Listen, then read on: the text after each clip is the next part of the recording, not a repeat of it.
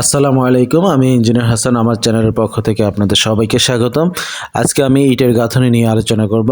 ইটের গাঁথুনি করার সময় কি কি বিষয়ে আপনারা লক্ষ্য করবেন, নজরদারি করবেন, সেই বিষয়গুলো নিয়ে আমি আজকে আলোচনা করব। তাহলে চলুন শুরু করা যাক।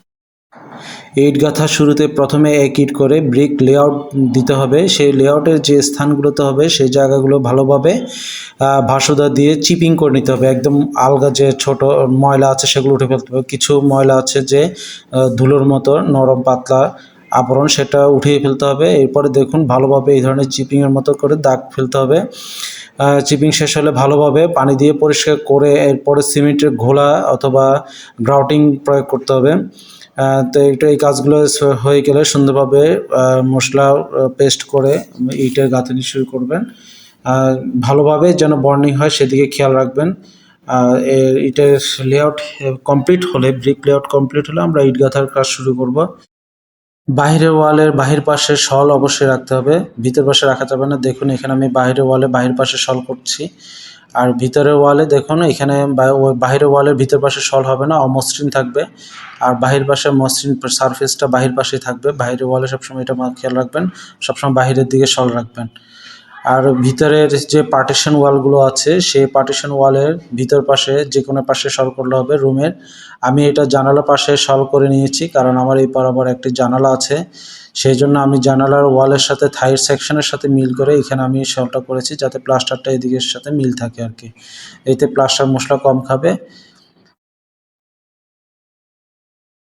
সুন্দরভাবে কাজ করবেন সবসময়। এখানে দেখুন বাথরুমের যে ওয়াল, বাথরুমের ওয়ালে বাহির পাশ বা ওয়ালের বাহির পাশে সল হবে, বাথরুমের ওয়ালের ভিতর পাশ সল হবে না, কারণ ভিতর পাশে টাইলস সেট আপ করা হবে, সেই জন্য ভিতর পাশে কখনো প্লাস্টার হবে না এবং সল হবে না। কিচেনের ওয়ালও সেম জিনিস, বাহিরের পাশে সল হবে কিন্তু ভিতরের পাশে কোনো সল হবে না, কারণ ভিতরের পাশে টাইলস হবে। কিচেনের ক্ষেত্রেও সেম জিনিস।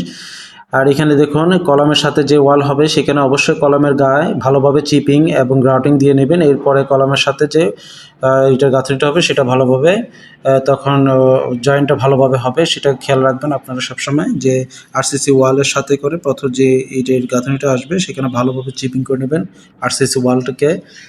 আর সবসময় খেয়াল রাখবেন যেন ভালোভাবে মশলার অপব্যবহার না হয়, সুন্দরভাবে যেন করে। এই যে দেখুন দরজার যে মুখগুলো সেগুলো সল করে নেবেন, যা সেক্ষেত্রে চৌকাঠ সেট আপ করতে সুবিধা হয়।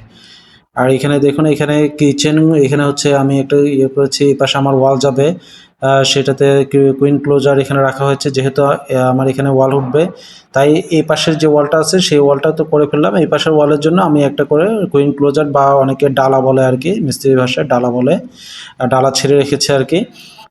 তারপরে প্রত্যেকটা জিনিস আপনি সুন্দরভাবে করবেন, যা সেক্ষেত্রে মশলার ব্যবহারের পরিমাণ কম লাগবে, প্লাস্টারের মশলা কম লাগবে।